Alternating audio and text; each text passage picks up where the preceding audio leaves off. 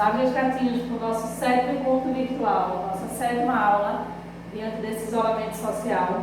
E hoje a gente vai ver o nosso novo gênero. Vamos dar início ao módulo 4 e a gente vai ver enquanto gramática da língua portuguesa aposto. Mas antes disso tudo ser apresentado, eu quero deixar 2 dicas para vocês a respeito do envio das atividades. O primeiro é que as atividades, quando forem enviar para mim, para o meu e-mail pessoal, prisma.jamilexavier@gmail, lá no último slide ele vai estar escrito, é só uma questão de esclarecimento mesmo agora, antes do início da aula. Tudo minúsculo, não coloca 2 pontos, não esquece do ponto, porque senão o e-mail não chega. E o outro ponto que eu quero ressaltar para vocês é o seguinte, sobre a nossa avaliação que fizemos através do Google Forms. Já foi feito, está tudo ok. Mas eu quero deixar já para as próximas atividades, que essa foi avaliativa, mas vai vir exercícios também através do Google Forms.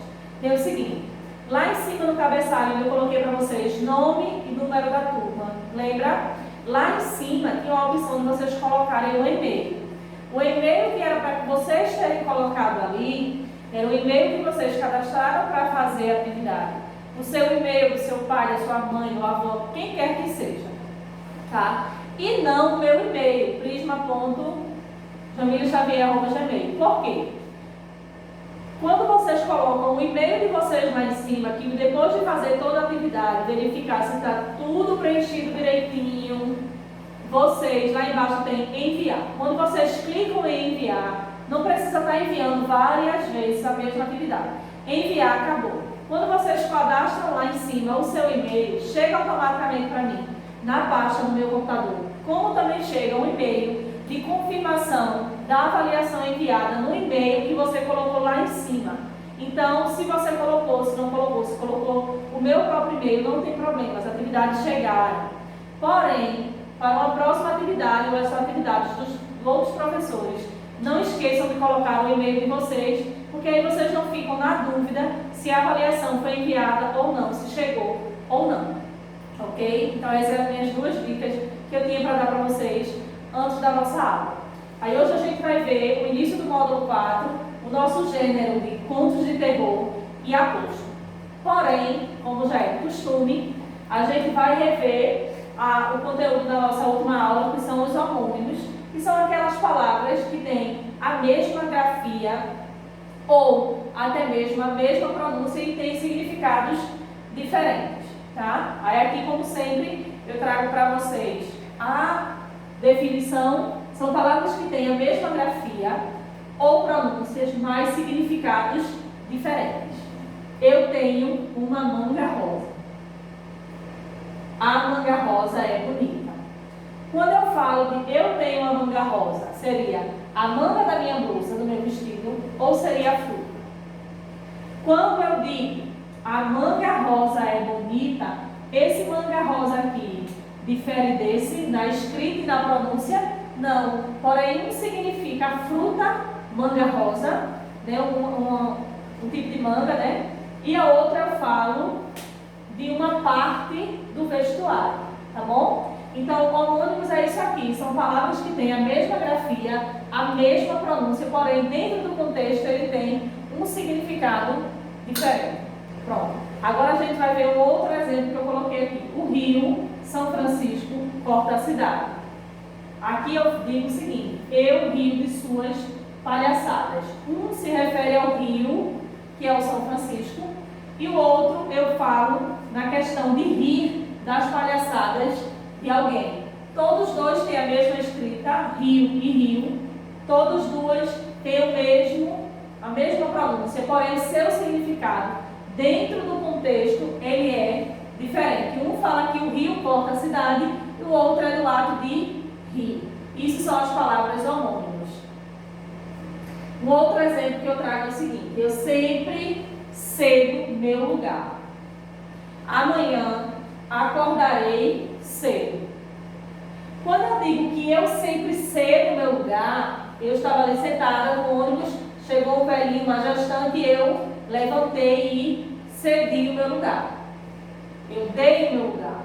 Quando eu digo que amanhã acordarei cedo, que eu irei despertar ao amanhecer, bem cedinho ali, tá? Isso são os homônimos perfeitos, tá? Que eles têm a mesma escrita, a mesma pronúncia, porém os seus significados são diferentes. Aí aqui eu trago as duas observações e classificações das palavras homônimas, que são os homônimos homógrafos.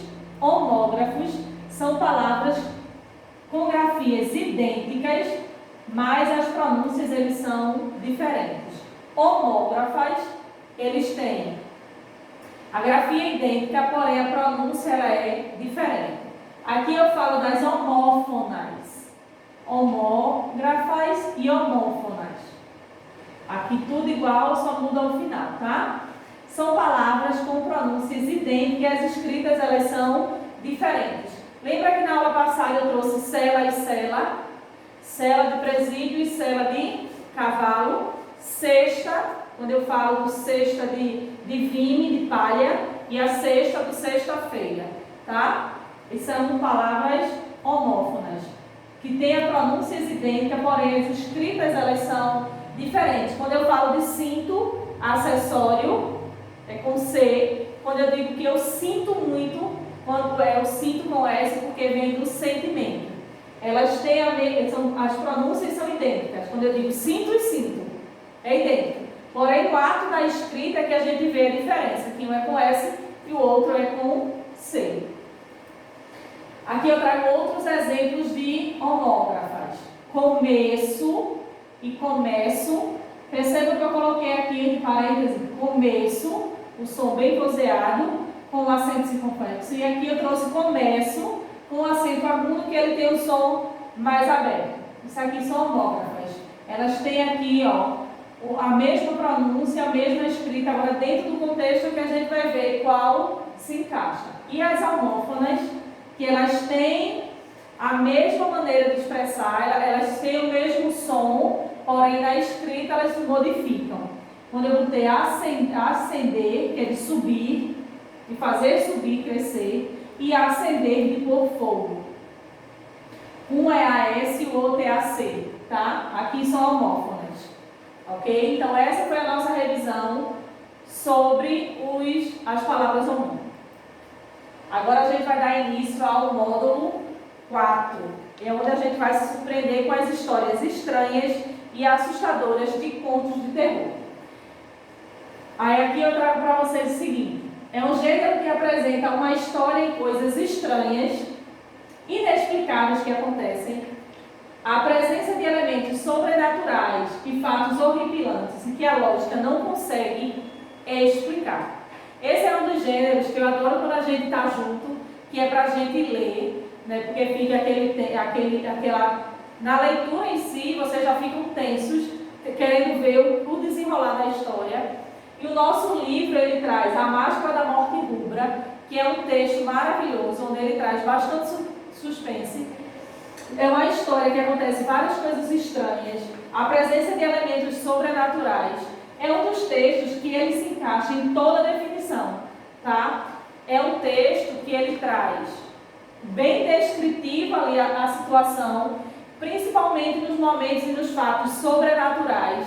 Ele descreve também a Máscara da Morte Rubra, que é como se a gente está lendo e o nosso cérebro está reproduzindo ali, está criando aquilo que está sendo lido. É um texto maravilhoso e ele é um pouco longo, mas como eu digo a vocês, é um gênero em que todo mundo prende a atenção da gente, né? Porque a gente sempre quer saber mais, e ele vai da página 120 à página 124. E esse é o nosso gênero. Agora eu trago as características, que a esfera do nosso gênero ele é literária. O formato ele sempre é impresso, essas histórias elas são sempre trabalhadas em sala de aula. Por mais que a gente venha, a gente saiba, né, que a gente assista muita coisa sobre esse gênero, né, esses filmes de terror que vocês amam, que lotam aí as bilheterias quando lançam, mas é um gênero totalmente literário e ele foi elaborado sempre para ser impresso. Porque quando ele começou a surgir, ele saía em folhetins, então as pessoas liam da mesma maneira que vocês vão parar para fazer a leitura da página 120 a 124. A modalidade dele, como característica de gênero literário, ele é sempre escrito. Por isso eu digo gente assiste muito filme de terror, mas é como se fosse uma evolução desse gênero, e a característica dele é sempre escrita, a sequência dele é sempre narrativa. É um dos gêneros onde o narrador ele é peça principal, porque é como o seguinte: estou aqui dando aula e todo o silêncio, e quando de repente, bum, tudo apaga.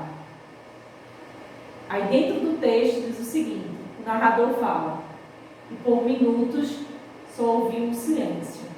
Então é nesse gênero onde o narrador ele se faz presente para que haja um entendimento, tanto ele como o narrador personagem, como o narrador onisciente. É muito presente nesses gêneros de terror, tá? Até para que ele venha organizar os fatos e deixar nós, leitores, ainda mais atentos aos detalhes. A finalidade dele sempre foi entreter, e a linguagem dele sempre, a que predomina é a verbal. Por mais que a gente saiba que em gêneros de terror e filmes de terror, o não verbal ele é necessário.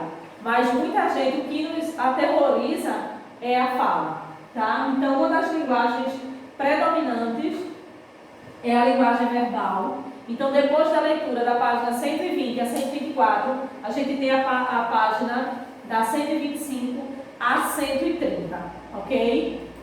Aí a gente vai ver agora, né, gramática em si, que é o aposto, que é o início, né, que depois, em seguida a gente vai ver aposto, vocativo, e a gente fica, né, nessa soma aí, na questão da gramática. E aposto, todo mundo faz o maior bicho, aposto, não aguento. Vocativo, Deus me livre, é terrível. E eu vou mostrar para vocês o quanto é simples o aposto hoje, o vocativo a gente vai ver depois. E como ele é usado, e como vocês usam, sem nem mesmo saber que estão usando o aposto.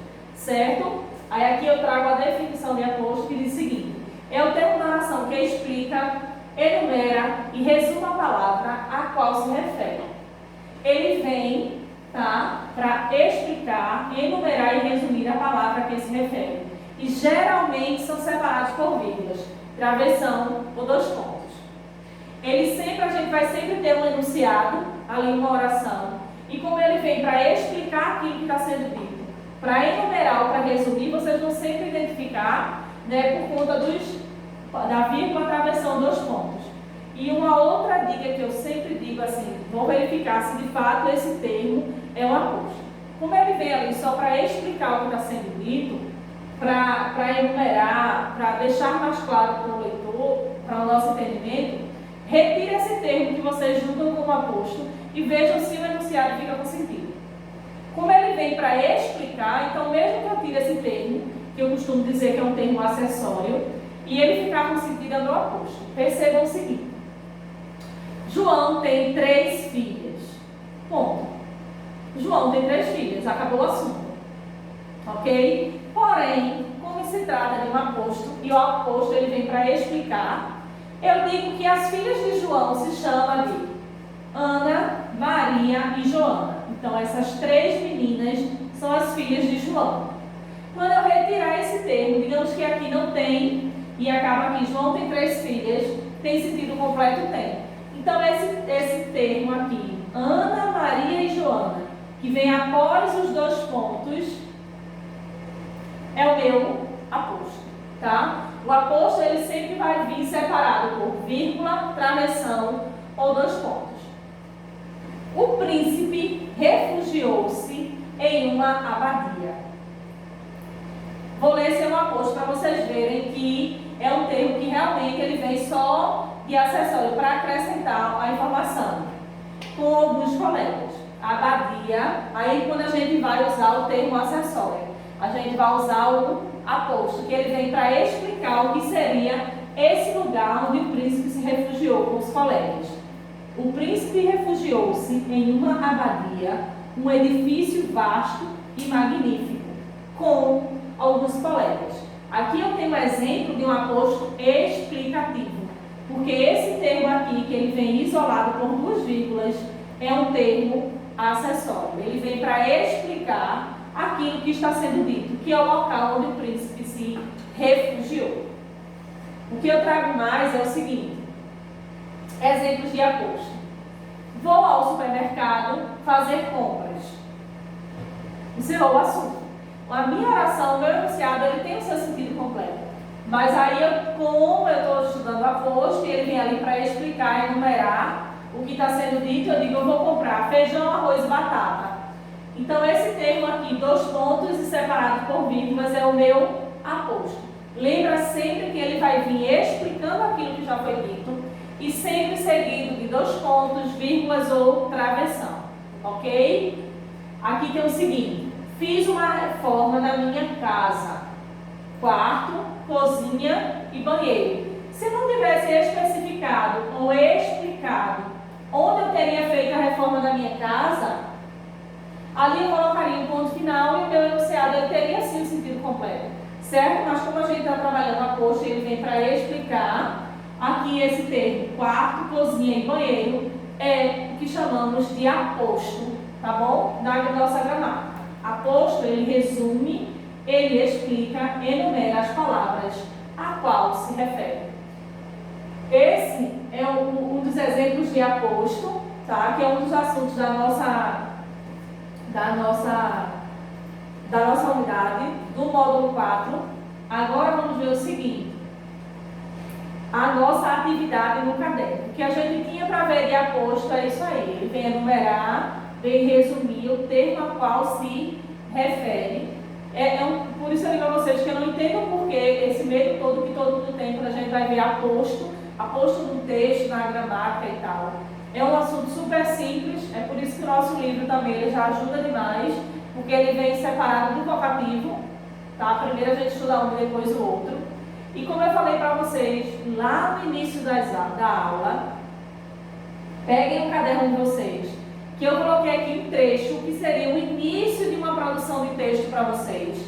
Eu vou fazer a leitura, mas aí na aula vocês parem a aula aqui, param o vídeo aqui, começa a ler esse slide, passa para o caderno e continua a nossa história de terror, ok? Lembrando que o nosso gênero é contos de terror, tá? Aí agora a gente vai ver o seguinte, escreva no caderno. Em uma casa no meio do nada, sem telefone, internet, luz elétrica, com iluminação precária, você estava sozinho. Ouviu um barulho, a porta da cozinha se abre, o vento frio e a chuva forte entrou pelo cômodo.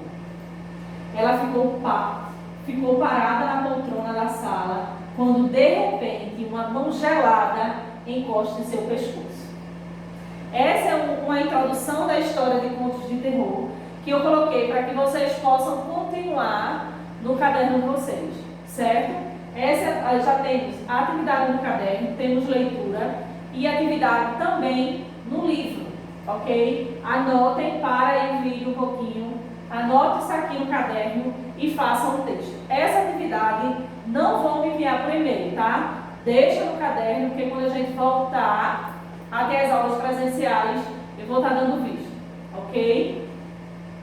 Aí agora aqui eu trago para vocês mais uma vez o meu e-mail, como eu falei lá no início, prisma.jamilexavier@gmail.com. Esse é o e-mail para qualquer dúvida, qualquer atividade. Essa do ponto vocês vão deixar no caderno, ok? Quando a gente tiver atividade no Google Forms, não esquece de colocar lá em cima o e-mail, o que vocês queiram, para chegar a confirmação do envio, para que assim vocês não comecem a reenviar a atividade várias vezes, como ocorreu nessa primeira. Mas essa primeira não tem problema, porque foi a nossa primeira vez, a gente estava todo mundo ainda se adaptando, né, com essa nova forma de avaliação, tá bom? Esse aqui foi o nosso encontro, nossa 7ª aula virtual, e a gente viu contos de terror e aposto, tá? Início do módulo 4, se cuidem e até breve.